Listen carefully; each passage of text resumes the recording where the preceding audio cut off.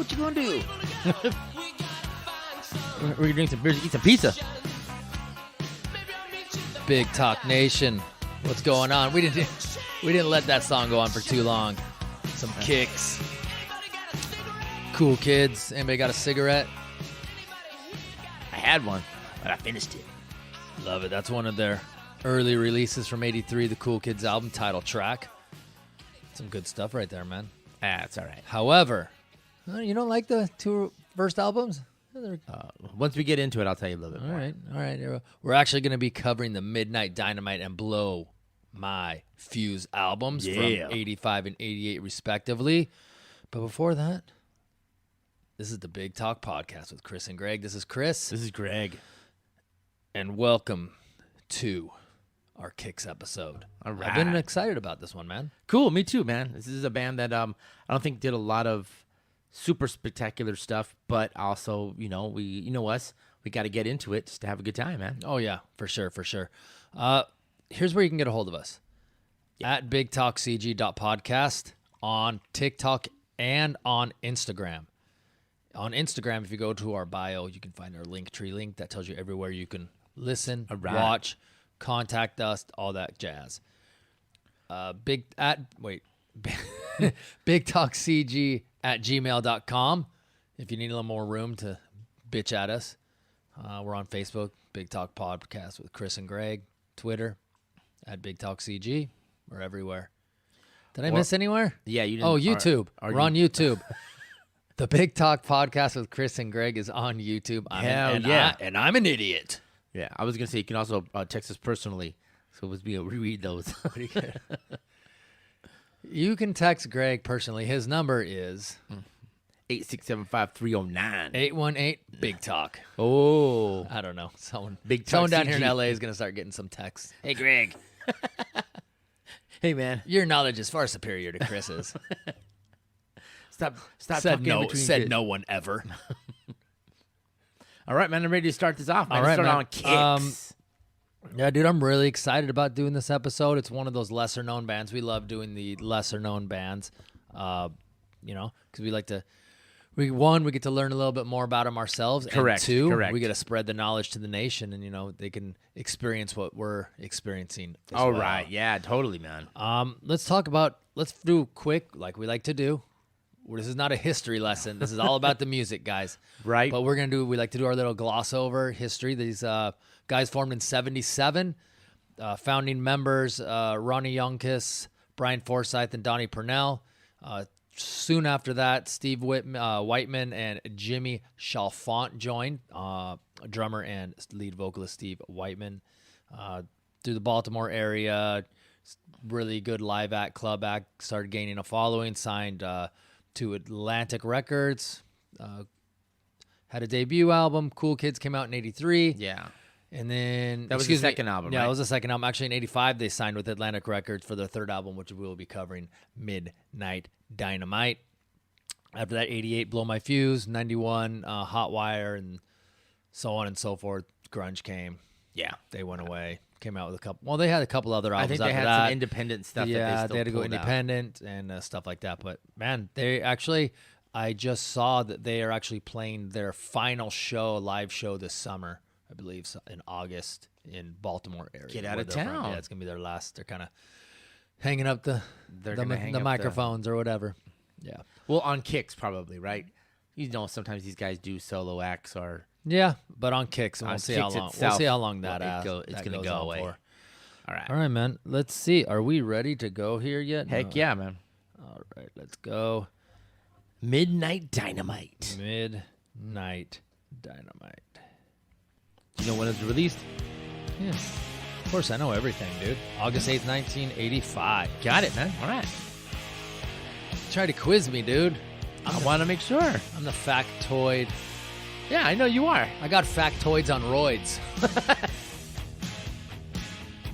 This is a killer track. This is the way, like Greg likes to say, this is the way you kick off an album. Hell yeah, man.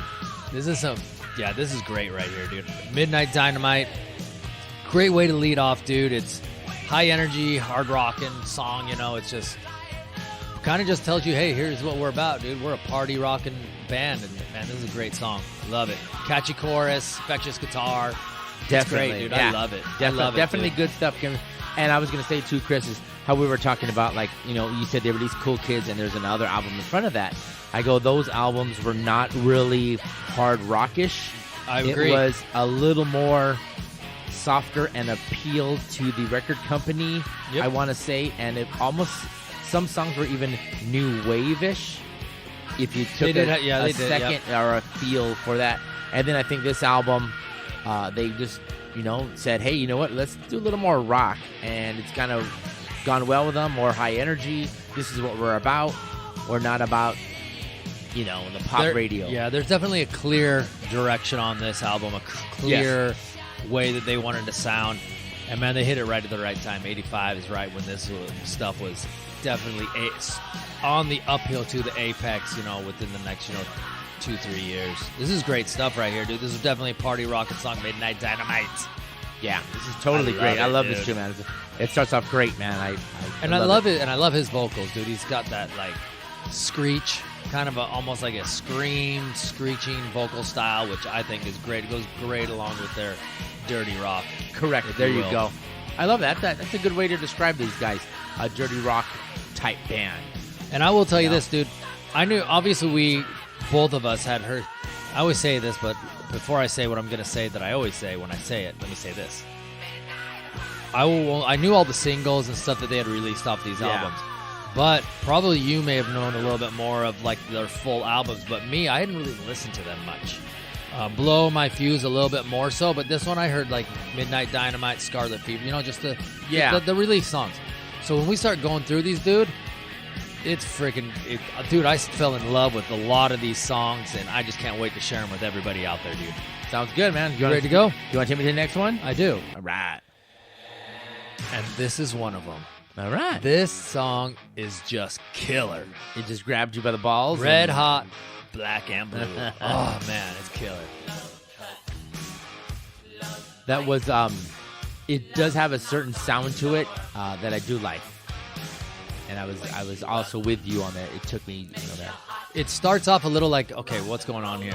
Yeah, like the whole big. Yeah, I get that, but this turns into a rocker, dude, and it's got a great chorus. Just continues right off of Midnight Dynamite. High energy, great guitar work, great singing, and their choruses are catchy. They just have a way of like changing it up. Like it's like the chorus is totally different from the verses, and they do that a lot in their songs, and it's just great to hear that. So I want to say it may have to do with the producer, Bo Hill, and that's not the first time we mentioned his name, man. Yeah, I mean, sure. From Warrant to Rat, we know Bo Hill, man. So we totally love it, and we're glad he does something different. KIX took these guys, I guess, to a little different level that they needed to be. Third album, sounds good in the '80s. Love it, man. Yeah, this is killer, dude.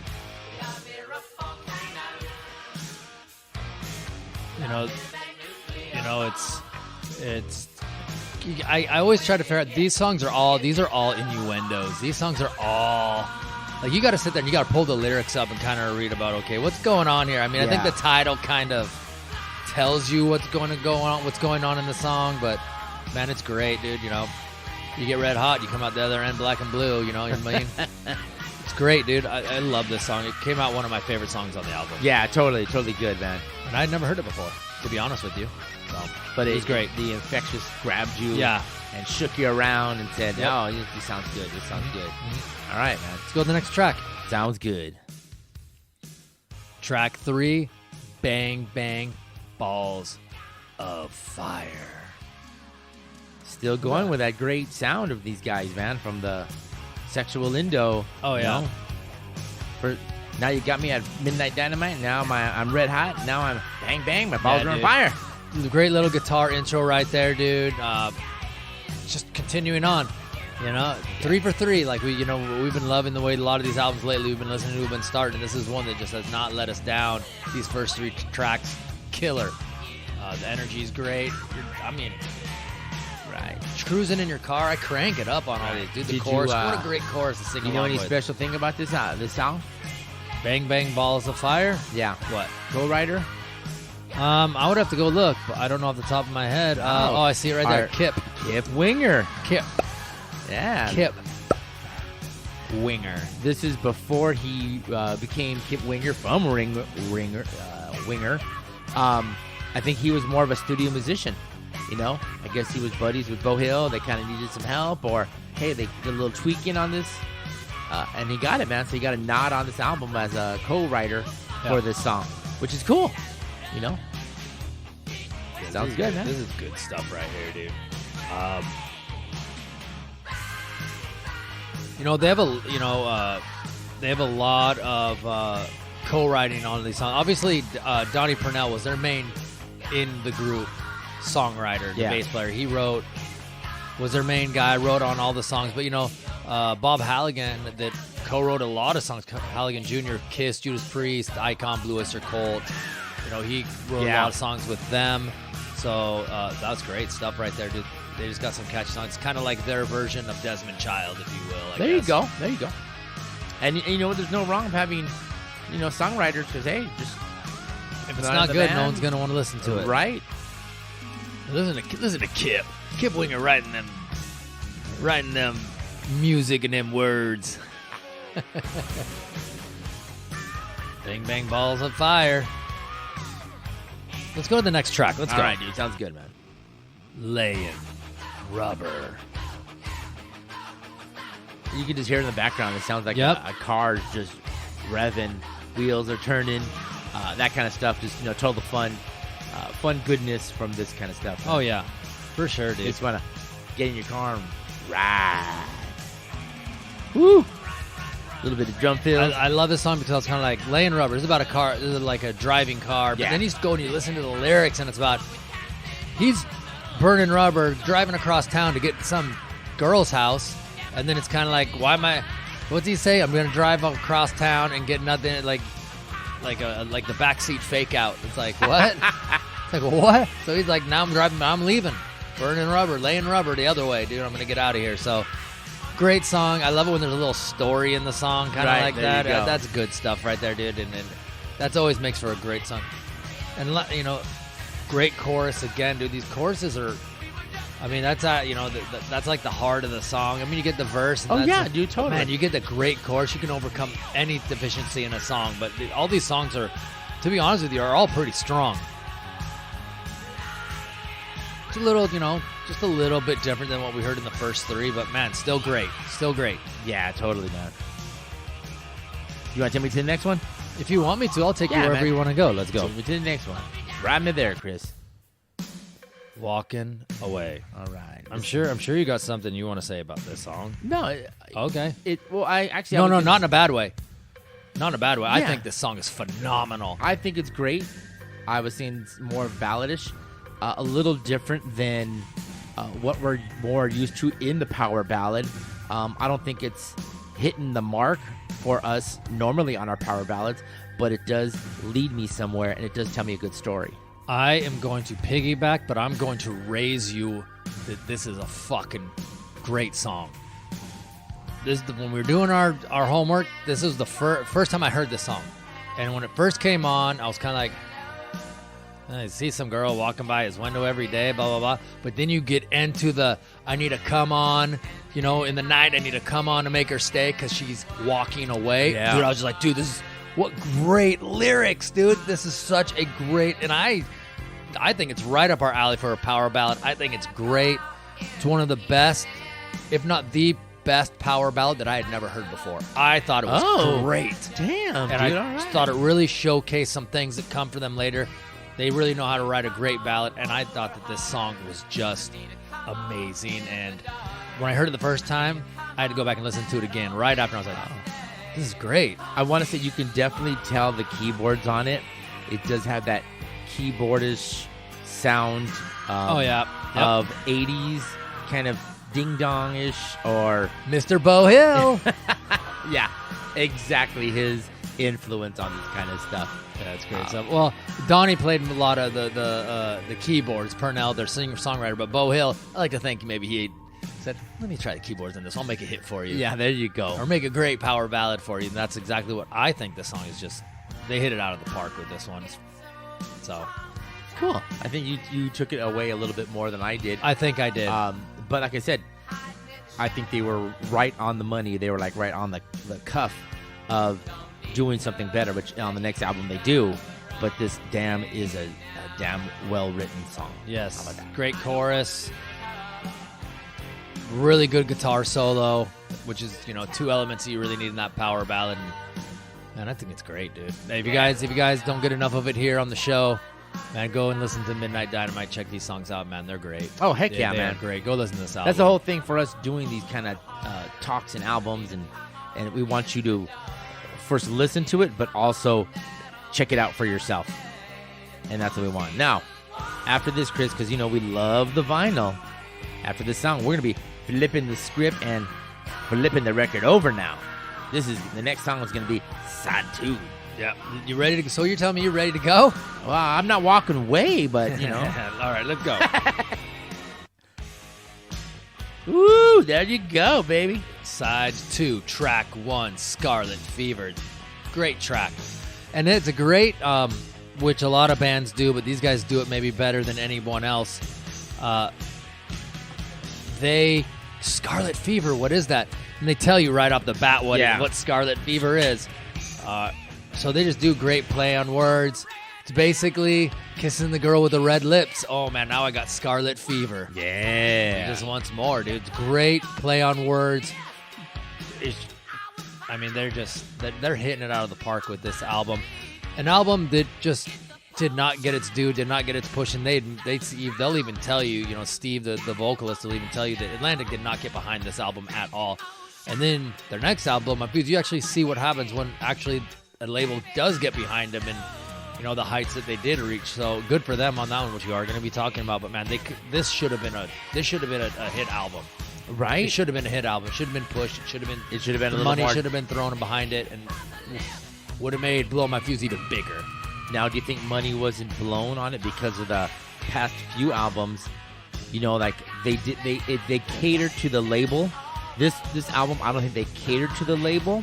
They want to do their own thing, so maybe the label said, you know what, we'll do enough to say something, but we're not doing enough to really give you the big push. I think that's probably part of it because they did get some videos. Yeah. They did get some stuff, but maybe this was kind of a point where I think it was the beginning of, we're signing everybody. Where's the next Motley Crue? Where's the next Twisted Sister? Where's the next Quiet Riot? Everybody's signing. Yes. Who do we throw our money at? So either they were picking the wrong bands or other bands to get behind, or they just had huge oversight and didn't sign and didn't Correct. push this band. It's Correct. one of the two because they were. This wasn't the start of the huge frenzy. This was kind of the beginning. You get into 86, 87. That's when it's like, oh my God, we got to sign every single band that ever plays on the LA Strip. These guys are from Baltimore, but you get what I'm saying. Yeah. And so either it was an oversight or they just. Well, we can group these guys on the East Coast, and there was a lot of good bands from the East Coast, but like I said, the West Coast is really what took over that mid '80s Arab nation that we love. Yep. But these guys were part of the East Coast groove. Yep. Hey man, they're love out it. there rocking and rolling, having a good time, man. I think this is a great song. Fist pumping, anything big in the arenas or clubs that they're doing, you know what I mean? They had a small following, but what can you do, man? This was great. Yeah, this is good stuff. If you don't check it out, man, this is a great song, man. Scarlet Fever. You ready to go to the next song? Yeah, baby. Go ahead. All right, well, don't be a crybaby.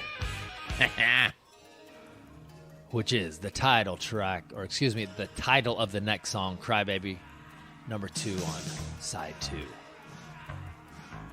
See, still does that, those 80 keyboards type of almost sounds like the soundtrack from Hard Bodies. Oh, Hard Bodies. One of our favorite cheesy movies. That thing should have been nominated for many Academy Awards. It should have. It should have been. But it wasn't. Number 1. It is number 1 in our hearts. Cheese of all time, Hard Bodies. If you guys have not seen that movie, after you get done watching this episode, go check it out. If you can find it. You can find it. You can find it. I think anyways, Greg's got a DVD copy of it somewhere. Oh, I do. I got 2. You have 2? 2.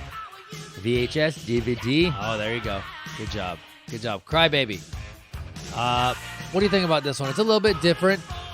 I think a little bit, almost, I don't know what it is, like it's a bluesier thing going on there or something that's just a little bit different than the rest of the stuff we've heard so far. What do you think?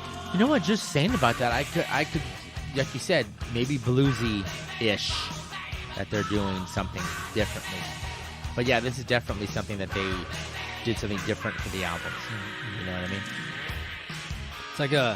It's either like a bluesy thing or like a sleaze kind of thing. I can't really tell what it. Maybe that's more the word I was looking for. I was trying to search for something, but I couldn't find it. I think no. You're right. Sleaze is a great. It's a little like is a great word for this. Yeah. To say, little dirty. Yeah, a little dirty, a little sleazy. That's cool. You ready to bring me to the next one, man? Cause I will do anything. I will do whatever your heart's desire. Yeah, just don't be a crybaby about it. Don't get too excited, or you're gonna take a cold shower. Which I think this, I like it's a little different here, right? Yeah. We're not just going right into every song, rocking or whatever. It's like a little. Yeah, they're giving some thought, or they're giving some atmosphere. Giving us a little something different. Yeah. It's a little. It's not an absolute rocker. They bring it down just slightly, just a notch, so it's not like Midnight Dynamite. It's not like in your face rocker. But man, catchy chorus, memorable guitar. This bass is just cutting through right here at the beginning. Love it. Great, dude. Great lyrics. Just. Love gone wrong, and you got to take a cold shower, dude. You got to kind of start over again. It's great. I love it, dude. I think it's a really good song. Here we go, dude. They got a lot, the whole band singing. Still something different. Funky, but like you said, isn't this kind of the start of like I don't want to say rap in a sense? What do you mean the start of rap? Well, like if in a sense you could probably say this is a rap sounding song. Oh yeah, I guess. I mean, you don't really want to say those words in the 85. Wait till the 90s come around and shit. But things happen.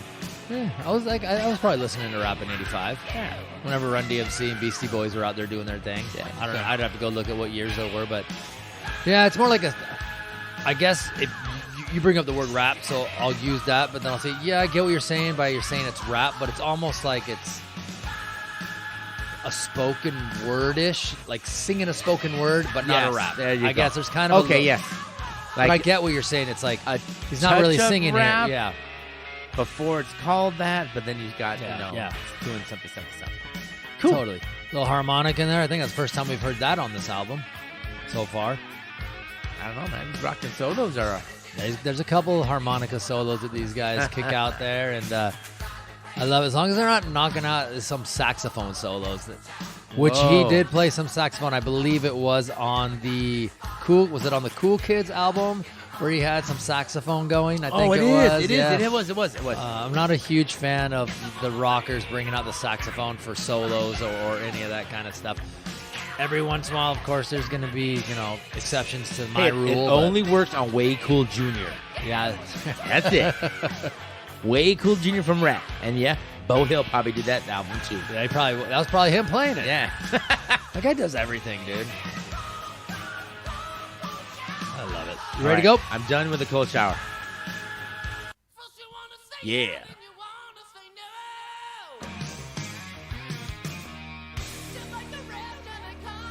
Track 9, Lie Like a Rug. Love it again, dude. Lie like a rug, dude. Dual meaning. To me, yeah. You lie like you're a liar, but you also lie down on the floor, too. Or whatever, So we can walk all over you? I guess, something like that. Wipe my dirty feet on you? I was thinking more of like in a sexual manner.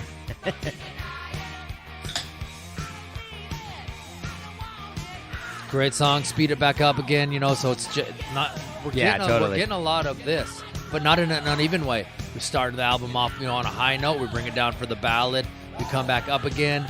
Now we're gonna bring it back down with some little funkiness, the rap inspired, vocal stylings of Cold Shower. And then, now you got a little bit just something different with Lie Like a Rug, and then So I like it. It's variety within their KIX world. There you go. We're not out here in Mars, man. We're on the planet KIX. And so everything's okay, baby. Right. It's okay, if you will.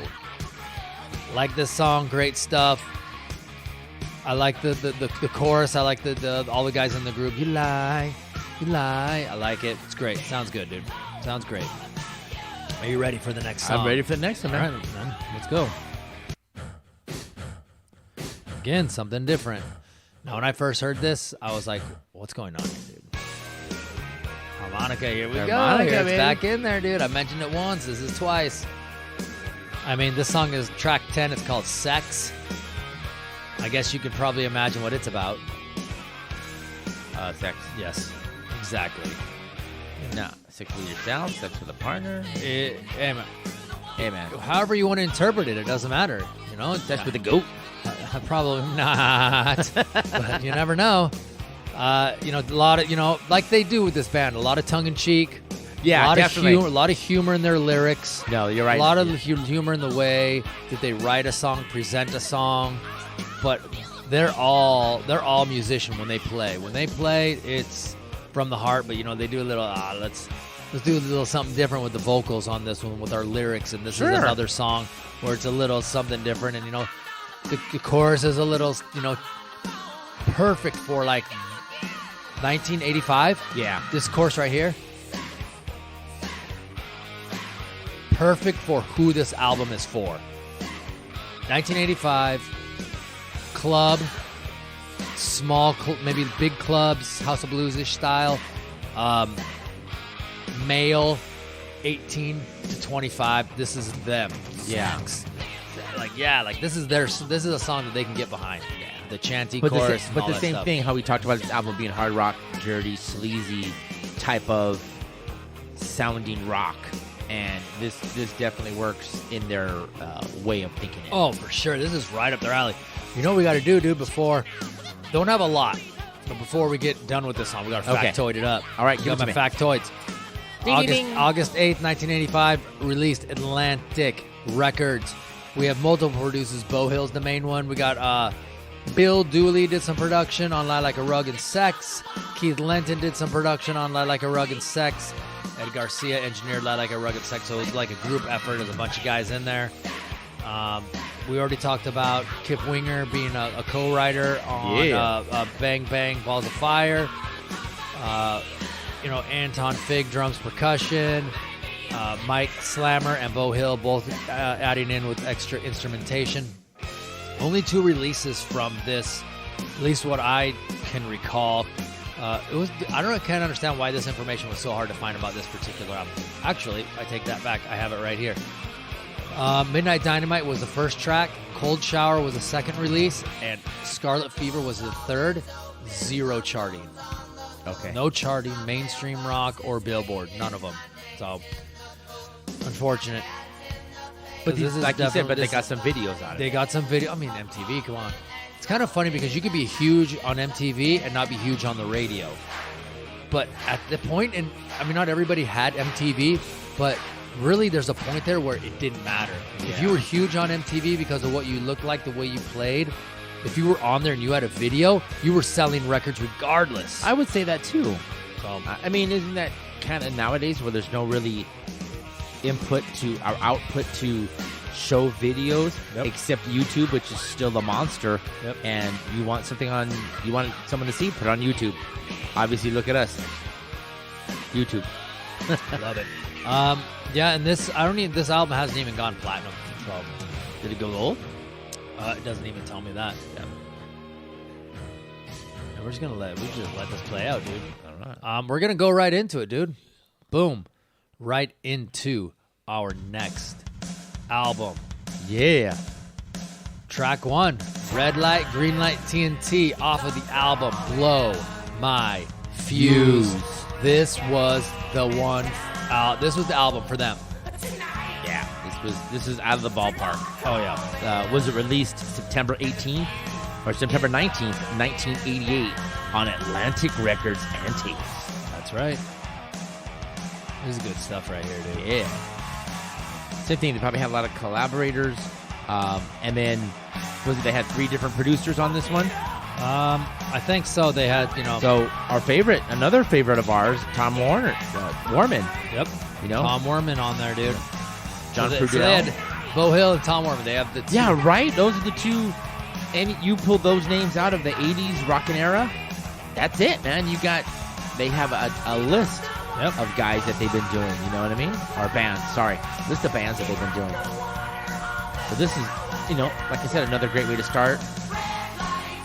One song. Here we go. Oh, did I hear a little? Yeah. I forgot what the instrument's called. Tambourine? Tambourine. You did hit a little bit of tambourine, man. They probably saw the Scorpions go, ooh, Klaus does tambourine. Klaus does tambourine. Dude, that brought me back to music class for a second. Remember, when you were in music class in elementary school, you always wanted the tambourine, right? And you were like, I'm going to try to bang it off my leg quick. Yeah! I would love a little extra shake in there. A little hip in there. I would love to see little Chris doing that, man. Oh, little Chrissy? Little Chrissy in music class playing with the tambourine? Yeah. And probably teacher gave you, hey, don't be hitting your hips. I think I got it once and then never again. Never again, dude. You're doing the hip action. I had too much hip action, too much, little extra flavor. Get this guy on the cowbell, Too much flair. Oh. This is a great song, great way to start off an album. Love it. Red Light, Green Light, TNT. Sometimes you look at these titles of the song and you're like, Red Light, Green Light, TNT. How are they going to make it? How is that? But they write it. That's what it sounds like, dude. That's their style. That's what they do. That's KIX. Yeah. For you guys that aren't big on this band, don't really hear a lot, dude. It's a lot. You're going to be like, how is that a title of a song? What's it going to... Don't worry about it. Just play it. Well, just kind of playing, like when you're a kid, you're playing the red light, green light. They could, took it at that and saying, hey, we're going to start. We're going to stop you. We're going to start. This is how we're doing it. We're rocking and rolling. We're starting to rock. Now we're going to stop you, but then we're going to rock again and give you some green light. Yep. And then we're going to blow you up with a little bit of TNT. Yeah, that's right. We got a little co-writing on this song. Obviously, Donnie Purnell writes on every song on this album, but we got Steve Whiteman, the singer, John Reed, and Mark Tanner. Probably some guys that just, write a lot of songs, work in studios and stuff, helping bands out, good songwriters and stuff, so they're in their writing. But man, this is good stuff. Listen to that guitar just sounds great, dude. Can't get enough of this stuff right here. You ready to go to next song? Give me next song, baby. Still a little bit of keyboard-ish. Yep. I mean, I don't mind a little bit of keyboard. I think we've gone over it, but just in case you're new, which a lot of people are, we're getting a lot of new viewers and a lot of new listeners. Thank you. Keyboard's fine. Yeah. Just don't be, unless it's your thing, don't be a rock band and have a bunch of keyboard. But if that's your thing, okay. It's okay. But don't be a rock band and then all of a sudden have all this keyboard in your music out of nowhere. I'm not down with that. Yeah, I think this band has used keyboards a lot in their musical sense. But they do it in the way that is perfect for them. Yeah, definitely. It's to make the sound deeper, thicker, more of a wall of sound, to kind of just give it a more character. It's great stuff. Get It While It's Hot, track 2. A little more up-tempo, upbeat, man. It's catchy. It sounds catchy, definitely, dude. Love it, dude. Get It While It's Hot. Go back to their sexual indo of just saying, same thing, same band. Yeah. Saying, we're here, ladies, and we're having a good time. And, sometimes it's going to be, red hot. Sometimes it's going to be white hot. Sometimes, hey, it's going to be hot, though. Yeah, I see how you say that. I kind of took a little bit of a different thing. Mine kind of is like, seize the moment. Get it while it's hot. Oh, okay. Seizing the moment in any way possible. It's kind of like, get it while it's hot. Well, what's hot? Doesn't matter. Whatever you're trying to get to, when that moment hits, you better do it. That's what I took away from it. And I think there is no wrong or right of a way you interpret a song. Oh, yeah. Whatever you take away may not even mean what it was written about, but whatever you take is exactly what it was meant for you. Because even though these bands throughout history and people write songs and sing them or perform them, when they put them out there, they kind of are giving them to us. And however we interpret them, that's how what it is to us, and that's exactly what every musician I think that they would want. It's like, yeah, I love how people see it differently. But when you get bullshit like the PMRC fucking up your song, that's what you don't want. No, you don't. But you know what you do get? That sticker that says parental advisory, and now you just want platinum. Thank you. Right? Yeah, yes. Can we get 2 of those on there, please? One in the front, one in the back. Can we get something that says we had to ban this cover? It cannot be shown. In Walmart? Thank Walmart. Yeah. All right, cool. Bring me the next one, man. Go to the next one. Cool. I'm all pumped up, man. Woo! No ring around a Rosie. Yeah, dude. That sounds fun, man. Like they're just kind of rocking and rolling, doing some craziness and stuff like that, man. I would think, this to me, I fell in love with this song. This is a great song, dude. This little guitar intro, this whole intro, really, it's like a fake out because they just go into it right after this. I love it, dude. It's catchy. That's what you have.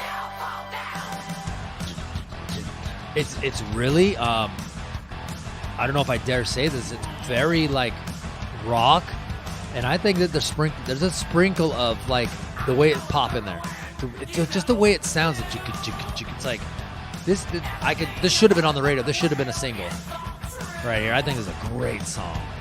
Can I tell you something, Chris? And you can tell me anything you want. In the heyday, KNAC, which I was an intern for, played a lot of these songs that were not singles, but good. They played them on the radio, and this was one of them that they did play.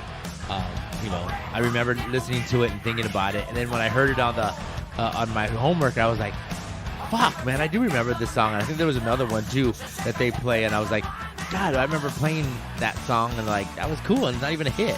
Now I don't. I a lot of these songs I go and I kind of go through the lyrics and look at them. This one I didn't, but from the title.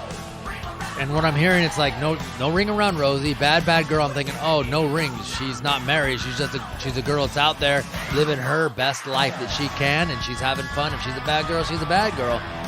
That's what I'm taking away from this song, and I love it, dude. The way this song is written so well and played so well, I love it. Right? It's honestly, there's like 5 releases off of this album. This should have been a 6th one, or maybe replaced one of those other ones, maybe. But man, this is great. So listen to this guitar solo, dude. You kidding me? Forget it. Yeah, this is totally good. And I even think that the guitarists in the band, because there's 2 of them, these guys even through Midnight Dynamite and through Blow My Fuse, these guys really went back and forth on who soloed, who did this.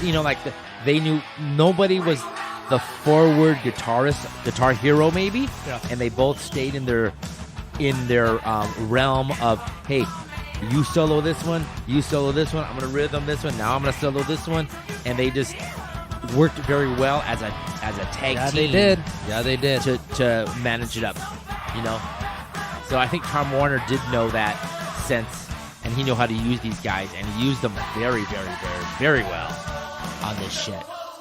We got co-writing from Taylor Rhodes, who worked a little bit with Aerosmith, I believe. He did a little with them in the 90s.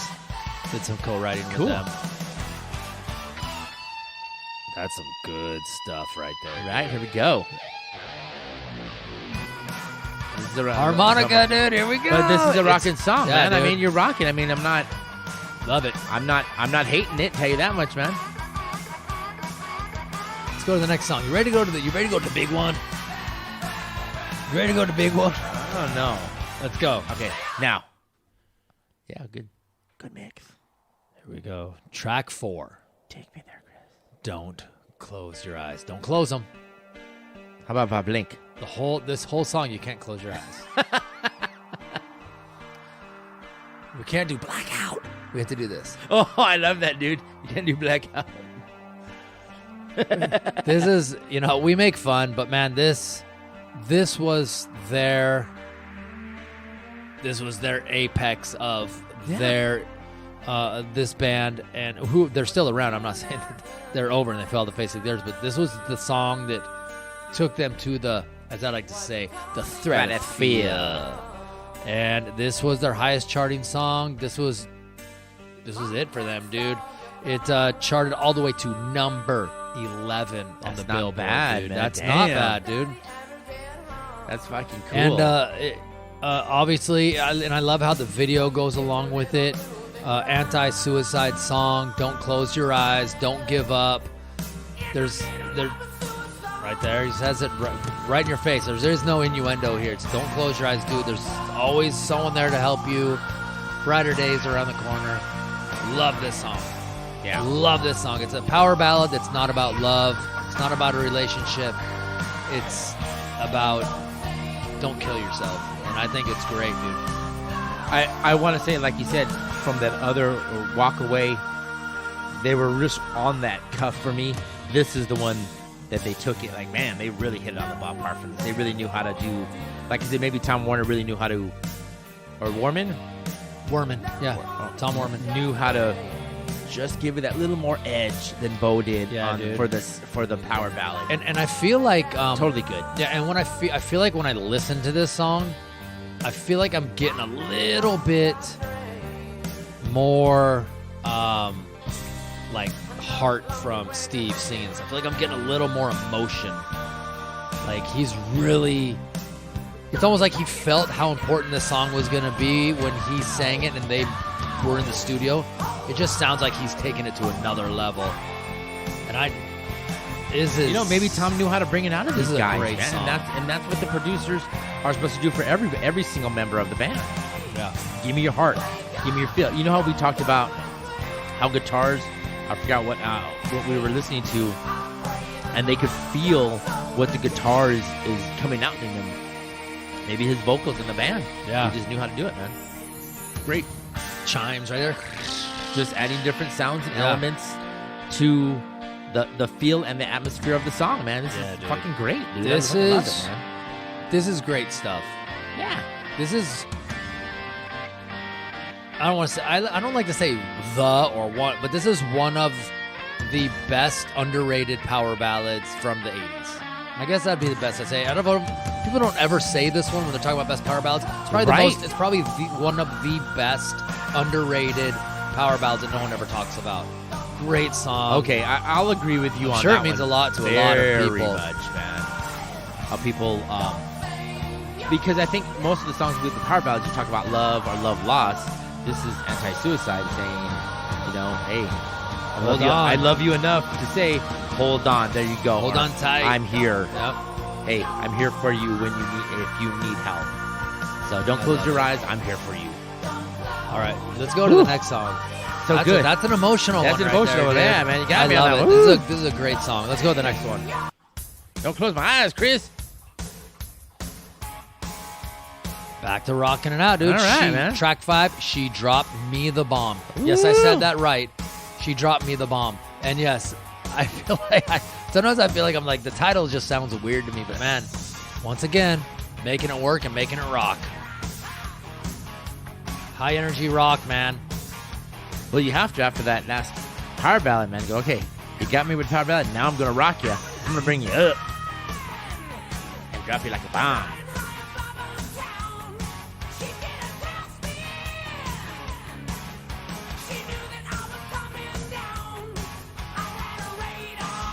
Yeah.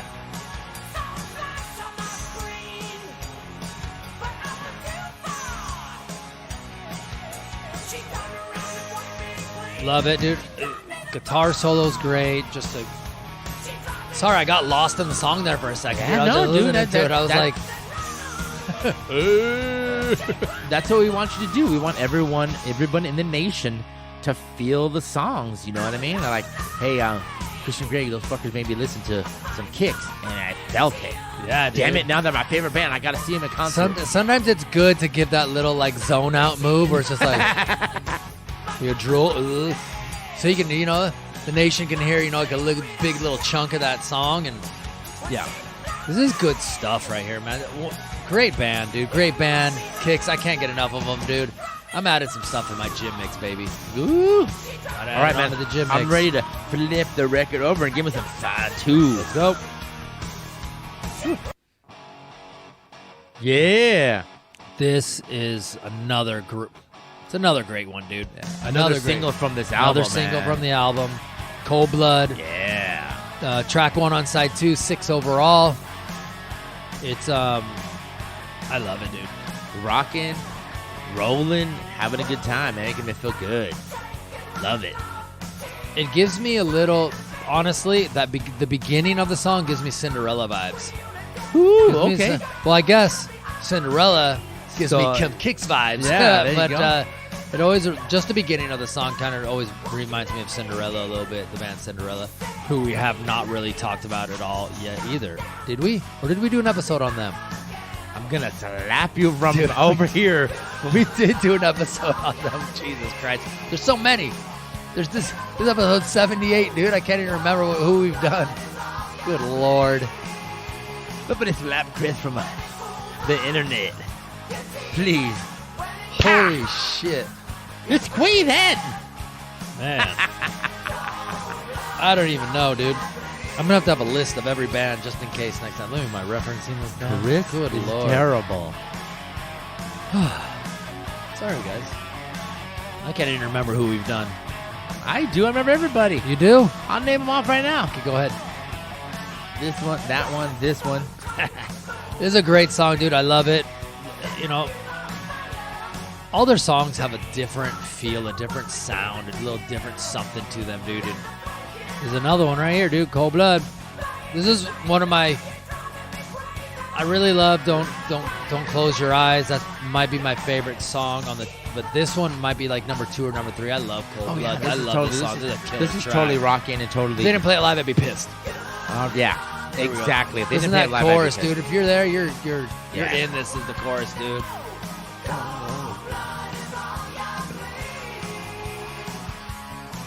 And you don't hear this song on the radio. You're only gonna hear this on like your Sirius XM Hair Nation. You know, maybe once a year they'll play it on classic rock radio. Maybe they're not gonna play KIX. If they're gonna play KIX song, they're not playing this. Yeah. But this song is killer, dude. Little breakdown here. Love it. You want to bring me to the next one? Yep. Let's go. Bring me the next one. Yeah. Piece of the pie. I hope it's lemon meringue. Like, I take away double meaning from this one. It's like one part of me tells me, hey, I just want my fair share of whatever situation I'm in, what I deserve, what I should get, and then also sexual. So I think I take, there's 2 meanings in this, however you want to take it. Depends on what mood you're in, I guess, when you're listening to it. It's a little, you know, it's back to that little sleazy sound that they do, dude.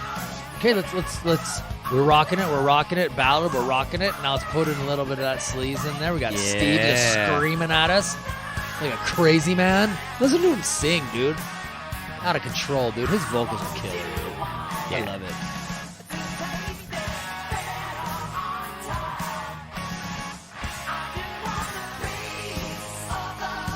If you're in, dude, Right?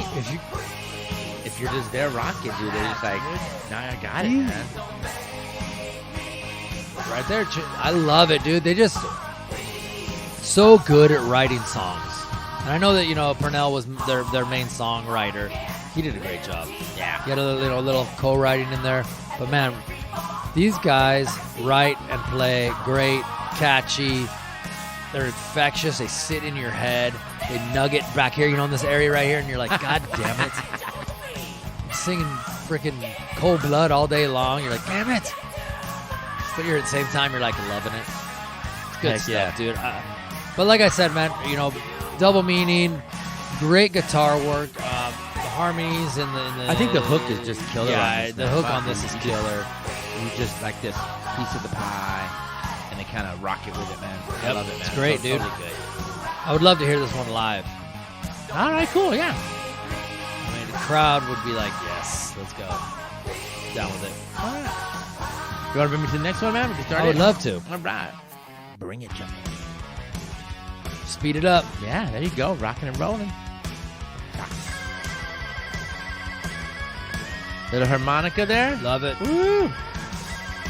And Steve Whitman was the one doing the harmonica, right? Steve Whiteman, yeah. Yeah, sorry, Whiteman. Yes, he's a harmonica player. Harmonica. You got to have the lead. Guys got to, I mean, everybody else is busy. Hey, you want to play harmonica? Nah, but I'm busy. You want to play it? No, I'm busy. You want to play? No, I'm busy. Right, dude? Or if you're in Journey, it's 2 keyboards. Oh, that's right. One up here, one down here. No. Can't do it. Well, I probably could. I don't know. Love it, dude. Yeah, he's the one playing the harmonica. I love it, dude. We're having a good time here today. Hell yeah. Boomerang, man. You know what? You try to get rid of her or she leaves, Boomerang, she's just going to come right back. That's literally what this song is about. Exactly, it speaks it out in the lyrics. On that kind she's of a boomerang. Boom, boom, boomerang. Fun little song, dude. This is, for me, is a really fun one. With that harmonica, I'm really thinking blues. So they really had that great rock, blues, sleaze mixture. Put it in a blender, pour it out into a mug, and drink some KIX, dude. I love it. You know what? I think that's a great analogy of this band, of being a hard rock band. Like, if we listen to the last 2 albums, these guys didn't try to metal themselves. You know, like, hey, we're gonna give you force it. Exactly.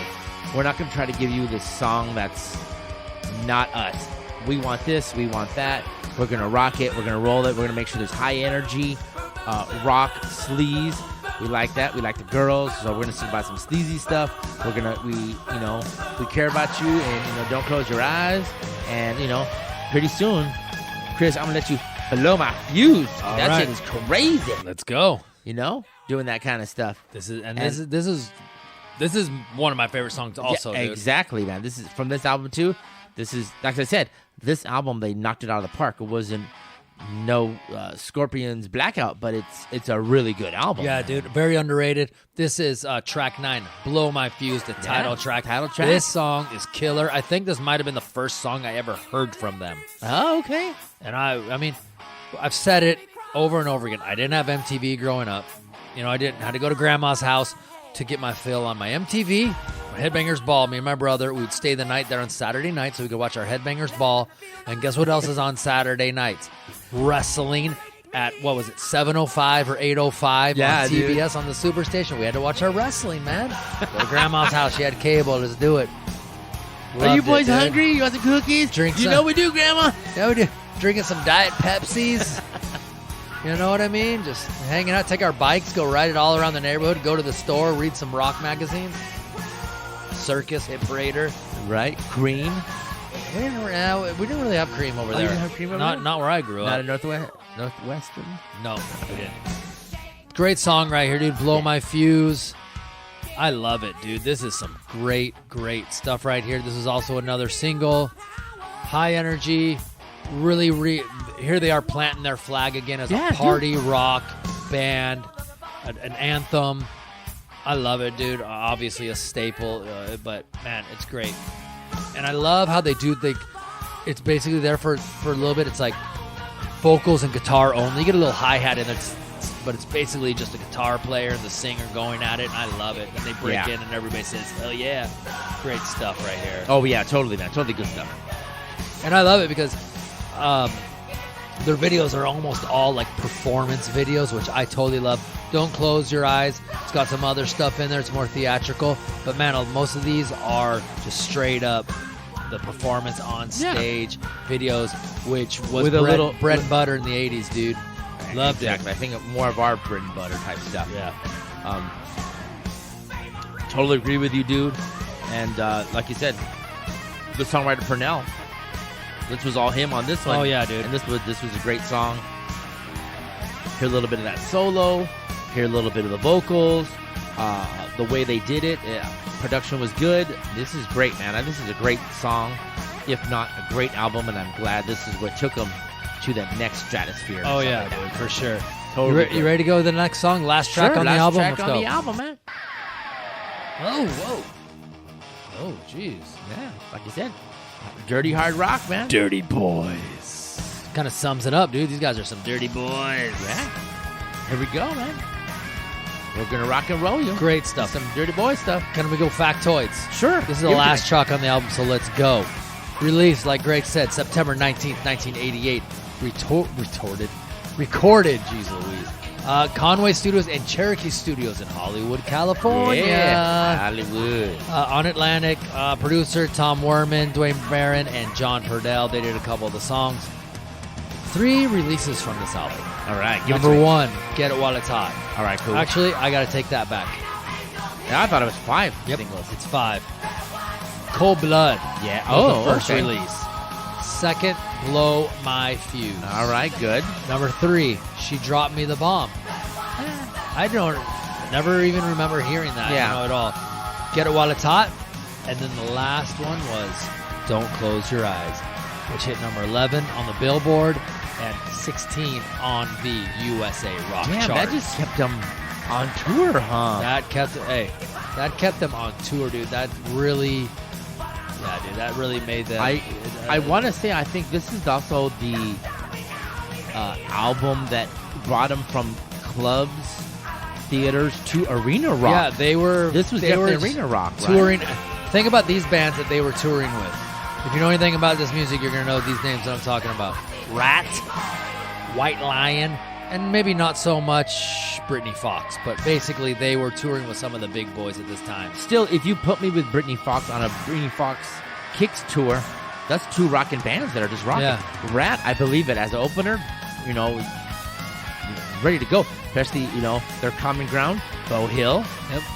Man, these guys rock and roll, man. Yep. So definitely not a shitty tour hanging out with these guys, man. This album did hit number 46 on the Billboard album charts. All right. And it has been certified 1 time platinum. That's not bad. It's not bad. Let's push it to 2, Nation. Yeah. You guys have heard this. Now you guys know how much KIX rocks. Cool. I like it, man. Is there anything else you want to say about this album in particular? No, other than I want to say that this was a great album.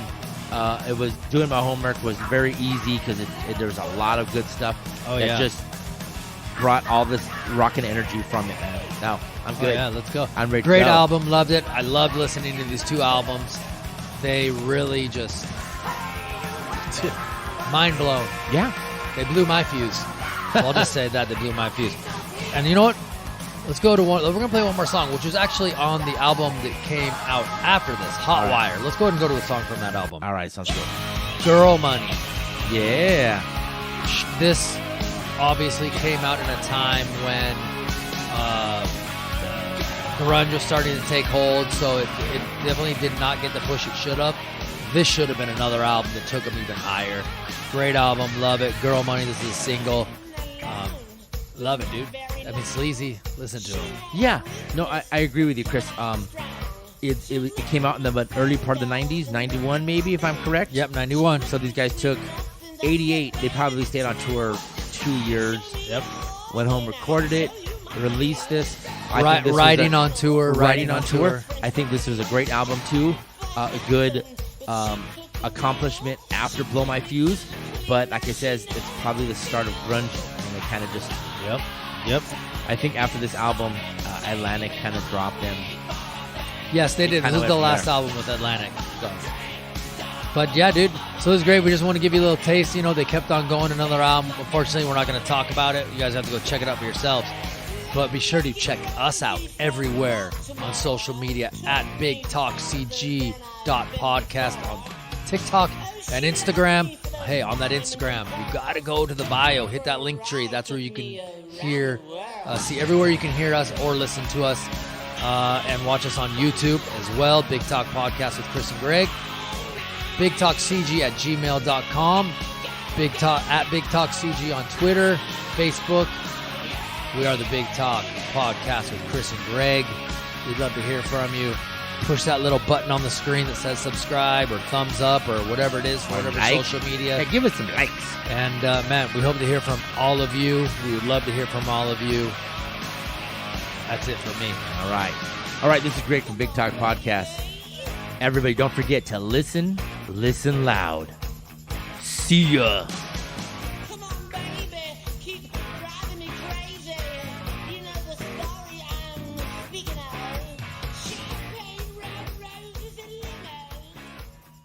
Hey.